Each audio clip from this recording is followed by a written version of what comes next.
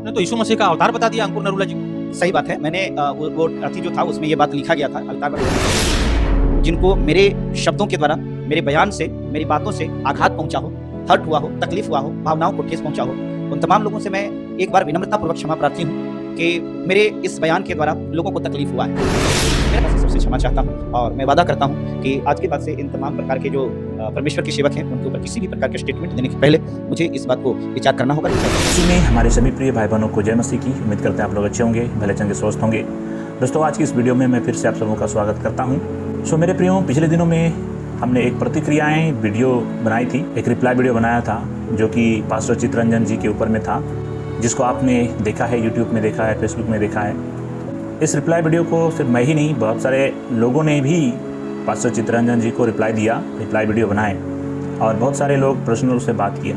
आज फिर से एक वीडियो को उसने यूट्यूब पर उसने जारी किया, लोगों के सामने उसने रखा और इस वीडियो में उसने बहुत सारी बातें की और बहुत बड़ी बात को हमने आज उनके इस वीडियो में देखा है, जिनको हम आपके सामने रखना चाहते हैं। सो आइए हम देख लें क्या है वो। तो यीशु मसीह का अवतार बता दिया अंकुर नरूला जी को। सही बात है। मैंने वो अथी जो था उसमें ये बात लिखा गया था, अवतार बताया। जी हाँ, आपने सुना। उसने एक्सेप्ट किया है इस बात को कि उसने अंकुर नरूला जी को यीशु मसीह के तुलना में रखा था, यीशु मसीह के जैसा अंकुर नरूला जी को बताने की कोशिश किया था। और आज की वीडियो में उसने इस बात को उसने मान लिया है और सबके सामने माफ़ी मांगने के लिए आज इस वीडियो को बनाया है। तो ये बहुत बड़ी बात है। आज के समय में बहुत सारे लोग गलतियां करते हैं और अपनी गलतियों को मानने के बजाय लोग अपने ही जिद में अड़ जाते हैं और एक बहुत बड़ी कंट्रोवर्सी जैसी खड़ी हो जाती है। यहाँ पर हम देख पाते हैं पास्टर चितरंजन जी ने अपनी उस गलती को एहसास किया है और मान लिया है और आगे ये लोगों से माफ़ी मांग रहे हैं।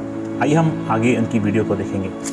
लेकिन बहुत सारे लोगों का और वैसे वैसे लोगों का मेरे पास में फ़ोन आया जो मेरे फ़ैन हैं, जो मुझे देखते हैं, जो मुझे सुनते हैं। उन तमाम लोगों को जिनको मेरे शब्दों के द्वारा, मेरे बयान से, मेरी बातों से आघात पहुंचा हो, हर्ट हुआ हो, तकलीफ हुआ हो, भावनाओं को ठेस पहुंचा हो, उन तमाम लोगों से मैं एक बार विनम्रतापूर्वक क्षमा प्रार्थी हूँ कि मेरे इस बयान के द्वारा लोगों को तकलीफ हुआ है। मेरा इंटेंशन ऐसा था नहीं, ये तो स्पष्ट है, क्योंकि मैं परमेश्वर का काम करता हूँ तो मेरा ऐसा इंटेंशन नहीं था। लेकिन प्रत्येक व्यक्ति सीखता है। मैं अपने आप में या कोई भी व्यक्ति अपने आप में कभी भी कंप्लीट नहीं है, तो मैं भी कंप्लीट नहीं हूँ। गलतियाँ मेरे से भी हो जाती है, मेरी गलती का ये हिस्सा रहा होगा। जी हाँ मेरे प्रिय, आपने सुना इसकी जुबानी। और यहाँ पर पास्टर जी बता रहे हैं कि बहुत सारे लोगों ने इनको कॉल किया और इनसे बातें की, इनकी उस गलतियों को इनके सामने रखा और इसने उस बात को एहसास किया और सब लोगों से उसने, जितने भी उनके प्रेमी लोग हैं, मित्र लोग हैं, देखने वाले लोग हैं, सुनने वाले लोग हैं, उन सारे लोग से कह रहे हैं कि मैं क्षमा प्राप्ति हूँ, विनम्रतापूर्वक क्षमा मांग रहा हूँ।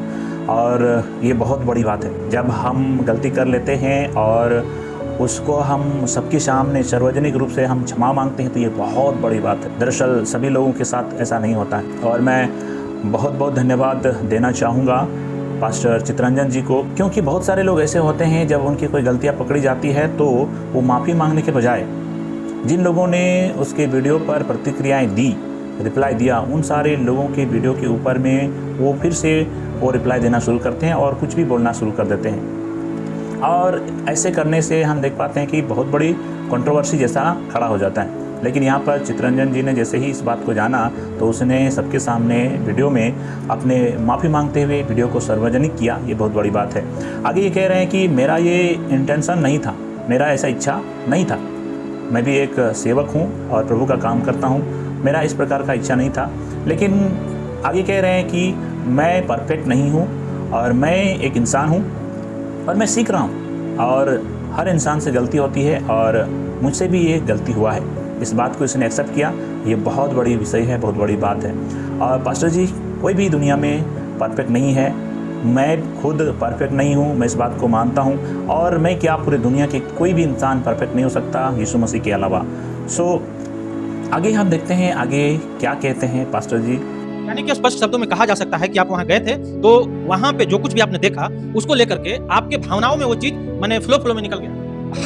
आप यही बात को समझ सकते हैं कि भावनाओं में आकर के मैंने कुछ, शायद लगता है कि कुछ ज्यादा बोल दिया होगा। एक्सर्जेट, उसको इंग्लिश में एक वर्ड आता है कि मैंने एक्सर्जेट कर दिया।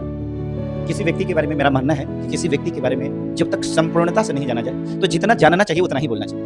मैंने शायद लगा कि कुछ ज़्यादा बोला है और मुझे इस बात के लिए खेद है, अफसोस है। और एक बात और बता दें कि मैं अब आज के बाद से इस बात का हमेशा ख्याल रखेंगे, क्योंकि मुझे सुनने वाले थोड़े से लोग नहीं है, मेरे बहुत सारे लोग चाहने वाले हैं और मैं नहीं चाहता कि उनको मेरे बयान से तकलीफ हो, दुख हो, ये मेरी कतई इच्छा नहीं है। मैं तो परमेश्वर के लोगों को खड़ा करना चाहता हूँ। मैं तो चाहता हूँ कि मेरे बातों से लोगों को हिम्मत मिले, बल मिले, हियाब मिले, लोग परमेश्वर की सेवा में और आगे बढ़ें। मेरा प्रयास ये है। इस प्रयास में ये मेरे से जो भी गलती हुई, छोटी कहें चाहे बड़ी कहें, चाहे जो भी कहें, गलतियाँ हुई, मैं अपनी गलती को भी नम्रतापूर्वक स्वीकार करता हूँ। और इसके लिए हमारे जितने भी लोग जो इस वीडियो से आहत हुए हैं, उनकी भावनाएं आहत हुई, मैं विनम्रता से सबसे क्षमा चाहता हूं और मैं वादा करता हूं कि आज के बाद से इन तमाम प्रकार के जो परमेश्वर के सेवक हैं उनके ऊपर किसी भी प्रकार के स्टेटमेंट देने के पहले मुझे इस बात को विचार करना होगा, विचार करना। सो आपने यहाँ पर सुना, इस पास्टर जी के साथ में जो बैठे एक रिपोर्टर जो अपना ही है, उसका ही है, उसने उनको बोला कि मतलब आप फ्लो में इस बात को बोल दिए, मतलब भावनाओं में आप आकर के इस बात को बोले। तो इस बात को उसने एक्सेप्ट किया और कहते हाँ, मैंने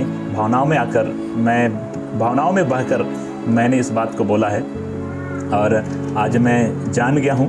अभी कभी भी किसी के बारे में बोलूँगा तो सबसे पहले जानने की कोशिश करूँगा और इस प्रकार बोलने से पहले मैं बहुत सोच विचार करके बोलूँगा। इसने इन बात को एक्सेप्ट किया और ये बोला, और ये जो बात बोले पास्टर जी ने, ये सिर्फ उन्हीं की ज़ुबान से नहीं बल्कि हम सब इस बात को बहुत गंभीरता से हम लोग लेंगे या लेना चाहिए, क्योंकि जब हम कुछ बात भी बोलते हैं तो हमारे बहुत सारे लोग होते हैं जो कि हमारे पीछे चल रहे होते हैं। तो बहुत सारे ऐसे लोग हैं जो हमें सुनते हैं और वो भी गलत बात को सीख लेते हैं और उसके अनुसार वो अपने जीवन यापन करने की कोशिश करते हैं। सो बहुत बहुत धन्यवाद पास्टर जी, आपने सार्वजनिक रूप में आकर के माफ़ी मांगा है। परमेश्वर आपको क्षमा किया है, क्योंकि परमेश्वर का वचन में लिखा, यदि हम एक दूसरे के बीच में हम अपने गलतियों और गुनाहों को मान लेते हैं तो परमेश्वर हमें क्षमा कर देता है।